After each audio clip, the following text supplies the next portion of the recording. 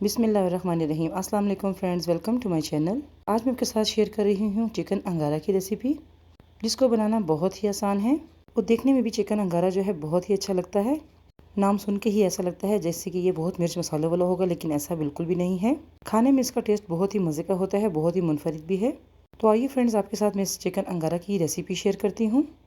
तो ये देखें, सबसे पहले ले लिया है मैंने 1 kg बोनलेस चिकन और इसके इस तरह नॉर्मल से मैंने पीस कर लिए हैं और इसको मैंने अच्छी तरह से वॉश करके रख लिया है ताकि इसका पानी ड्राई हो जाए। इसमें मैं शामिल कर दूंगी 1 टीस्पून नमक, रेड चिली पाउडर 1 टीस्पून, हल्दी पाउडर इसमें मैंने शामिल किया है 1/2 टीस्पून, सफ़ेद ज़ीरा पाउडर है 1 टीस्पून, गरम मसाला पाउडर है 1 टीस्पून, ब्लैक पेपर पाउडर है 1 टीस्पून।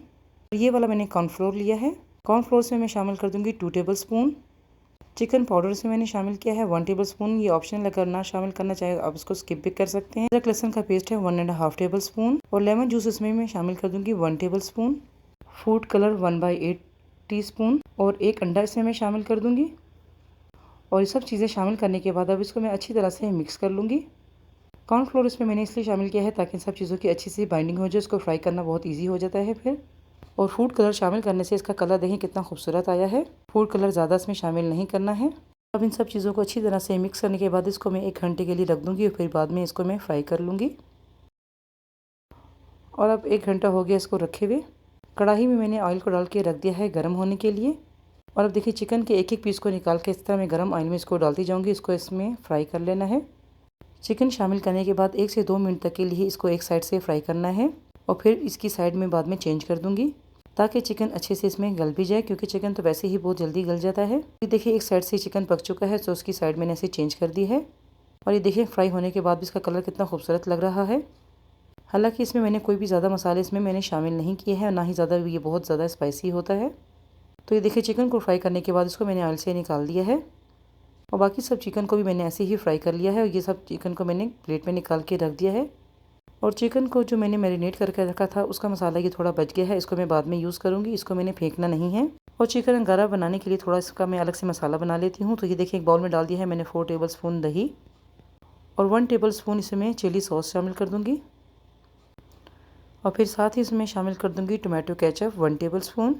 टोमेटो केचप शामिल करने के बाद अब इसमें मैं डाल दूँगी सोया सॉस 1 टीस्पून और 1 टीस्पून इसे मैंने नमक शामिल कर दिया है।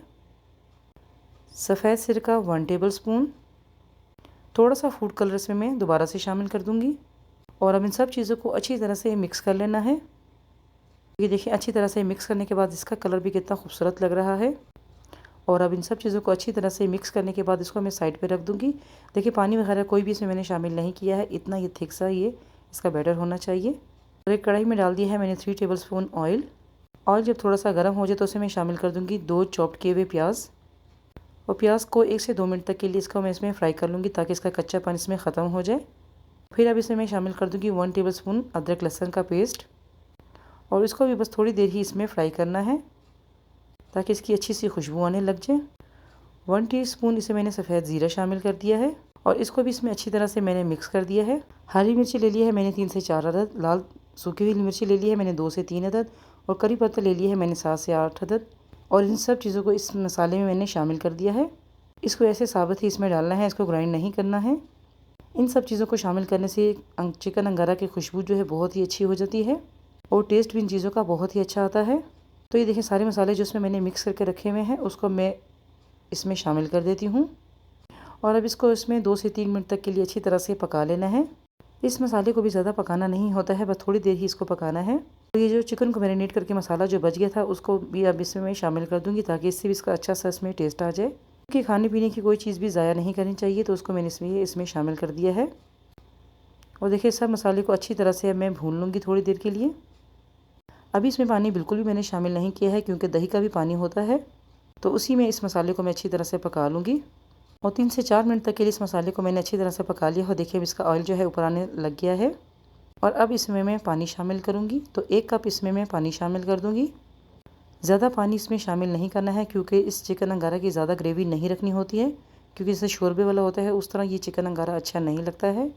तो पानी शामिल करके इसको मैंने अच्छी तरह से इसमें मिक्स कर दिया है।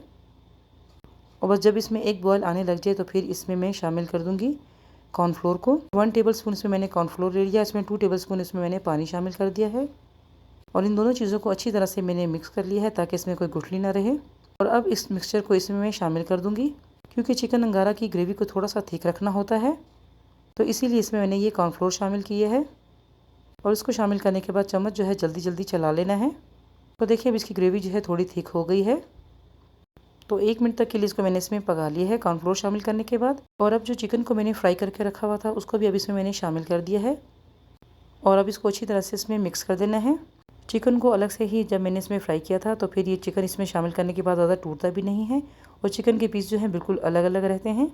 और इन सब चीज़ों को देखिए अच्छी तरह से मैंने मिक्स कर दिया है। अब इसमें मैं 1 कप पानी शामिल कर दूँगी क्योंकि इसमें मैंने कॉर्नफ्लोर भी शामिल किया हुआ है, तो वैसे ही ये थिक हो जाएगा, बस इसको थोड़ा सा पका लेना है। तो देखिए पानी शामिल करने के बाद अच्छी तरह से इसको मैंने मिक्स कर दिया है। बस सिर्फ इसको 1 से 2 मिनट तक के लिए और पकाना है। बहुत ही मज़ेदार ये चिकन अंगारा बन के तैयार होता है। आपने इस रेसिपी को ज़रूर एक बार ट्राई करना है। तो देखिए पानी शामिल करने के बाद इसको बॉयल आ गया था और 1 से 2 मिनट हो गए हैं इसको पकते हुए और अभी मज़ेदार से चिकन अंगारा बन के बिल्कुल तैयार है।